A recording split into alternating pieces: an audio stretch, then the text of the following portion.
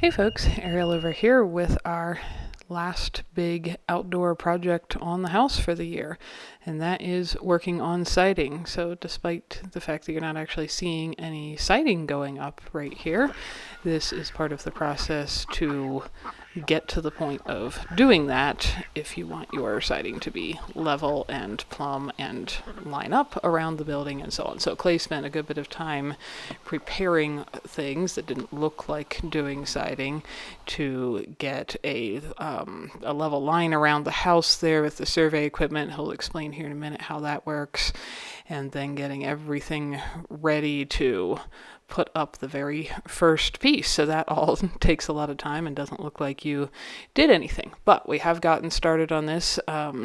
I'll talk more here in a second about it, but what we are putting up is called Hardi Board. It's a fiber cement board. It's basically concrete with some fibers in it. And as I mentioned in the last video, we chose that because it's not flammable, and living in an area that is always going to be prone to wildfire potential, that was important to us. So with the metal roof and the concrete siding, the exterior of the building should not be able to be ignited. We also do other things like keep, brush and trees away from the building. There will be flowers and stuff planted near it, but they will be, juicy, wet flowers and such, but not any flammable trees. So there's more things than just that goes into fire preparedness. This is what I call a story pole. It has all the layout of the siding all the way up. This is my baseline. This line here I shot all the way around the house so it's dead level. And I simply put the board on the mark right here, on this mark, and it will be, that makes the siding the same throughout the entire house. Just screw it on there like that, and then I missed a few here, so I've got to go through and mark these where each piece of siding will hit. Does that make sense? Yeah, and you figured this out to where the siding would be right above all the door and window headers. That was the idea. Figured out exactly where the very bottom piece started. Well, you have a lot of factors all the way through. Where you're starting at the bottom, that tells, kind of indicates, okay, that's where I want to start. Where I know where every piece is, I don't want to end up with a real sliver underneath a window or over the top of a window. And it just prevents a lot of hassle later, And then what you're doing right now is marking and drawing the lines onto the paper down the side of the building. This is actually the siding line. That's the part you won't see. That'll be the top of each piece of siding as they come up. I have gauges. They do work, but you could get off really quick with the gauges because they're not absolute precise. You have to still make an adjustment. So making these that way, whenever you look at it, if you look down a corner, everything is going to line up from one wall to another all the way around the house. And that's why it takes days of work to get ready to stick the very first piece of siding on. Yeah. Some rain just cleared. That's the very first snowflakes up on the mountaintop for the year. Little late, but better late than never.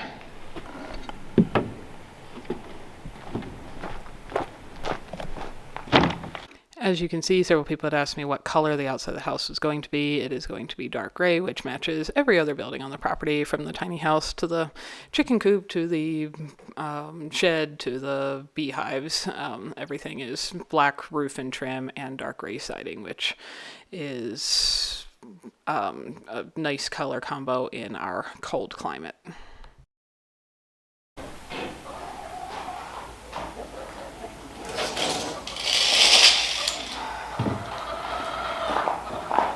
Tell me what you're working at in here. I am cutting out a window notch. Because you got a notch for any window or door or anything that's got to go around. Yeah, and this stuff is no fun to... Because you're working with laying out where every screw is going to go. And pre-drilling holes so that when we take the board out there to the wall, it's fully ready to put up.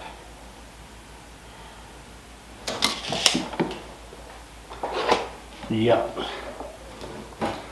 In an ideal world. You're pretty good at creating an ideal world on things you're working on. Well, this stuff is not easy to cut. It's rather messy.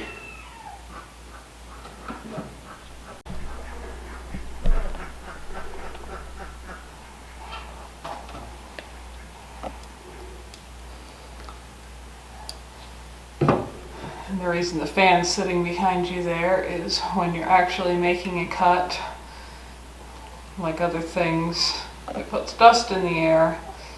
And while silica dust is not toxic any more than water is toxic, much like water, having it in your lungs can kill you. So the fan makes sure the dust goes away from you while you're making a cut, which also allows you to see what you're cutting.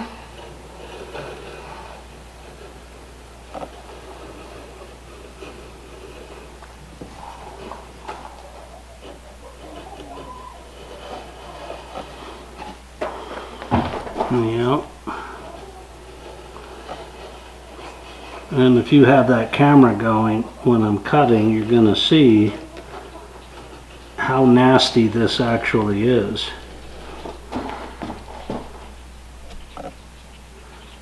Because again, it's not that the silica in the concrete is actually poisonous. There's silica in every cell of your body, and every plant and everything you eat is just, you can't have it in your lungs. Almost exactly like you need water, but water in your lungs will kill you.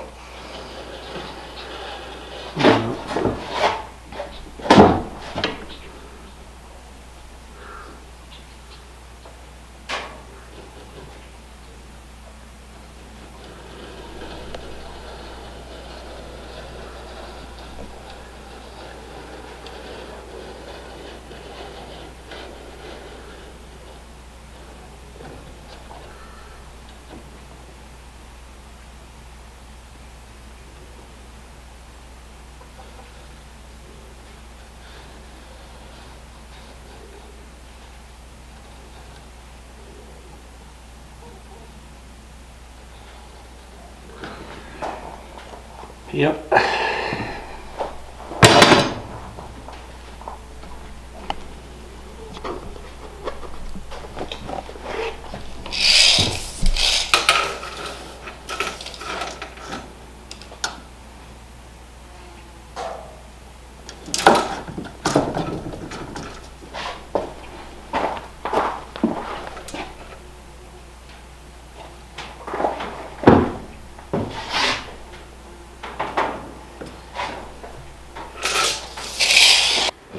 Then you have to be sure that you don't drag anything on here, because you'll drag the finish off. So when you're moving the board around, you have to lift your siding piece first.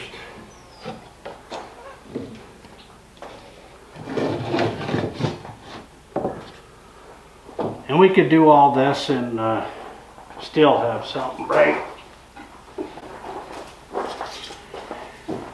Probably not the one you want to watch, but This should be the hardest cut on the whole house because it's going around the largest window.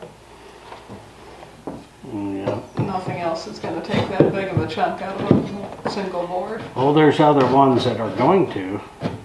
Well, there's 3 windows that size, but there's nothing bigger. Yeah. Okay. I should be ready.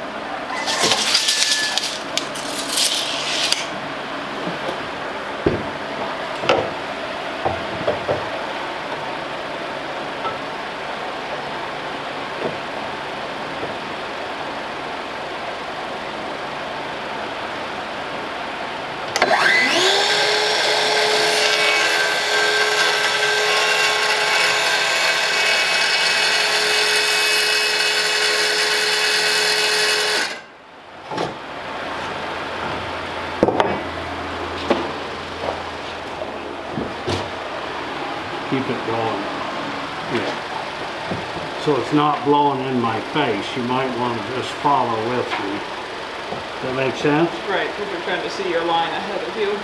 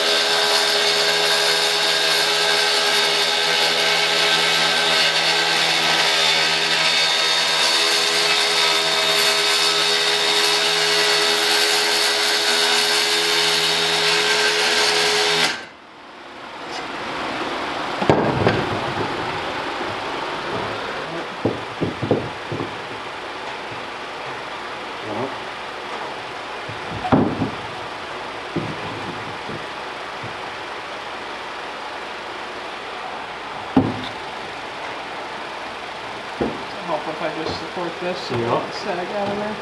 Yeah, it will. I don't need the fan for that.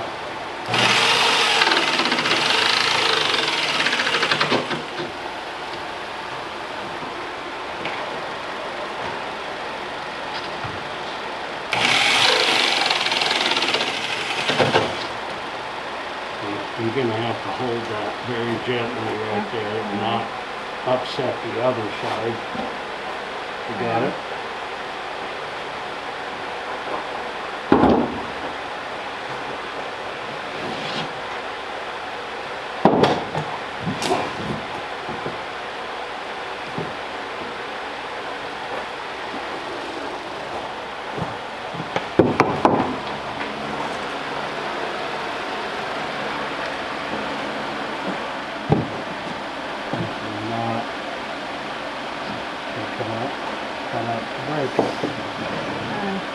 Just support it.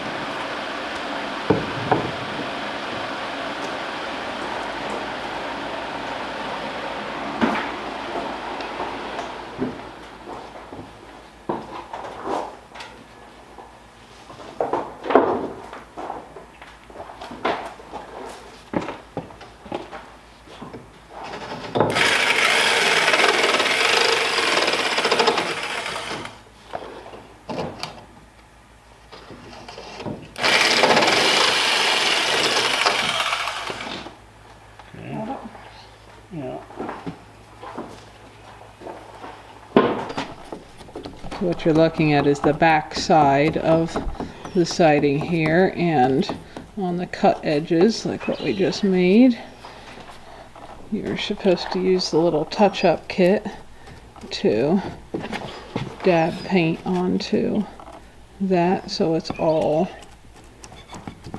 finished, covered, I don't know what you call that. Coated with paint.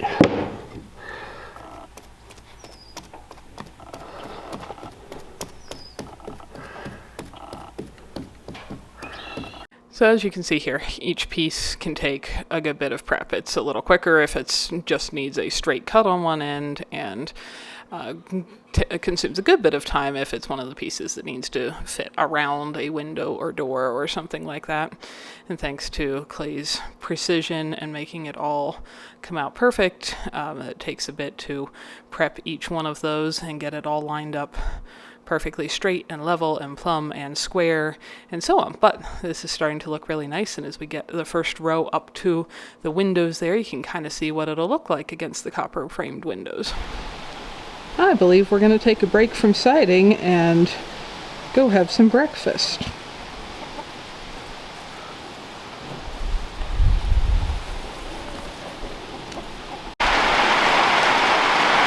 Well, that ought to settle the dust a little for when we get back to work.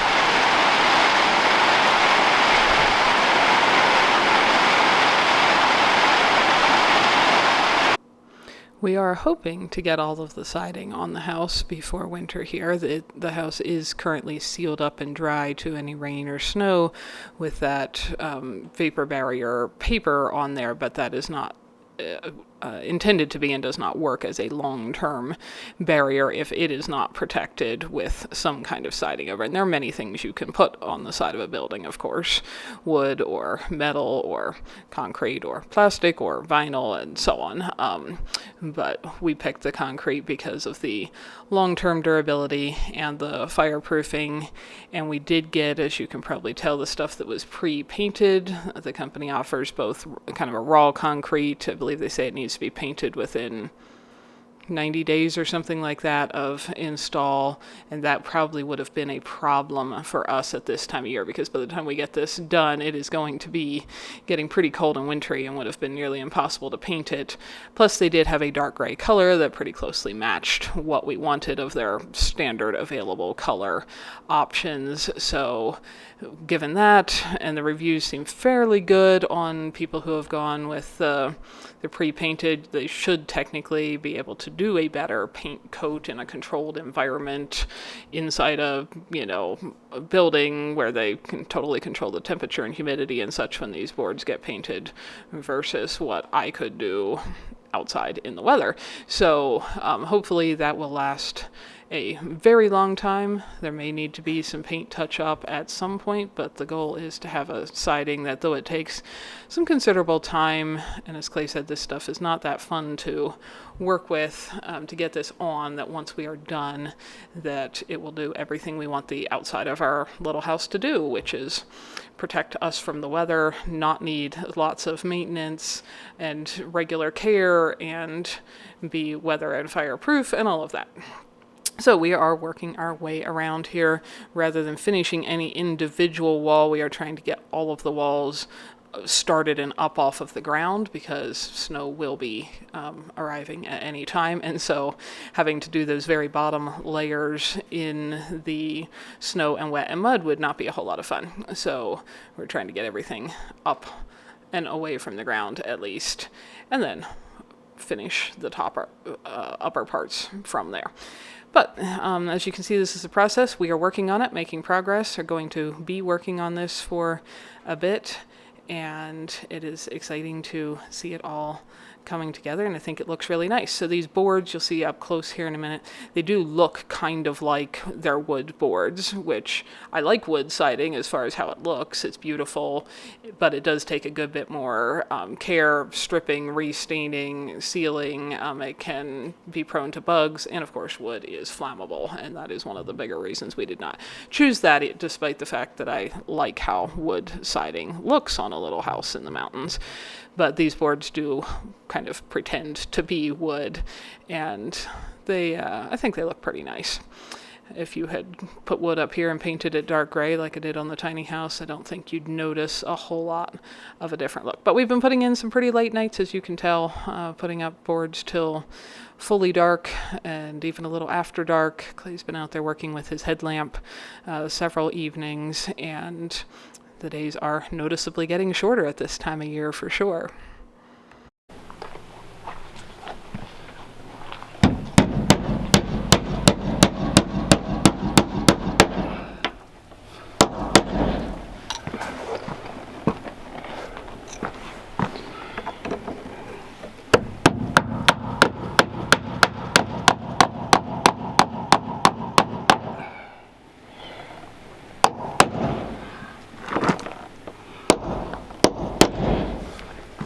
Okay, help me get another board up. I got a lot of measuring to do on that. It's coming together.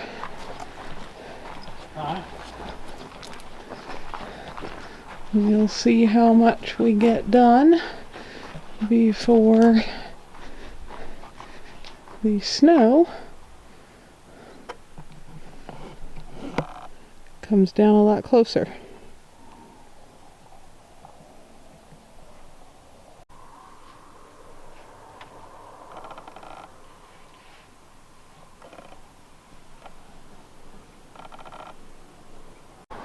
So right now this is up to the height that we can reach from the ground. We will of course be going higher, but we're trying to be sure that the bottom parts get done and out of the reach of snow. Should the snow start before we get it finished, then there could be snow down here on the ground and we could keep working up there.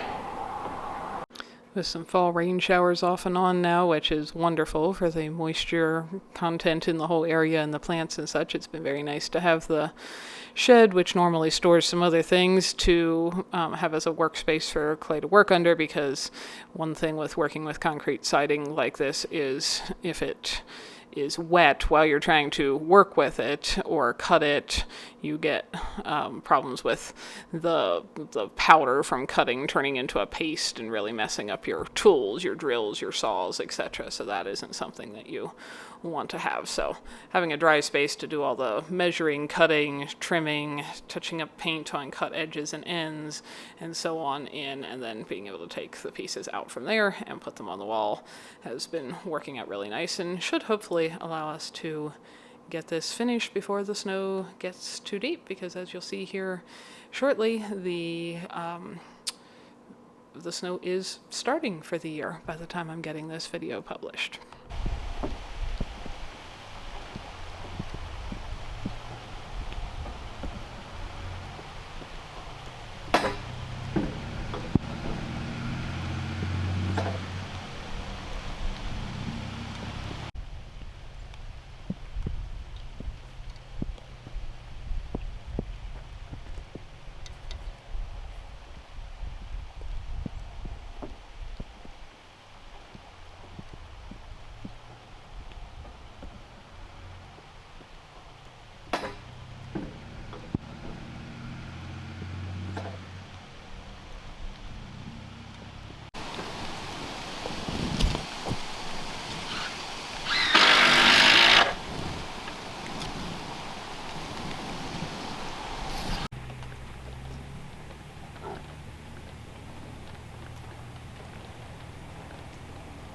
Thank you everyone for watching. It means a lot, and I hope you learned something along the way. If you know somebody else who would enjoy this as well, share it with them.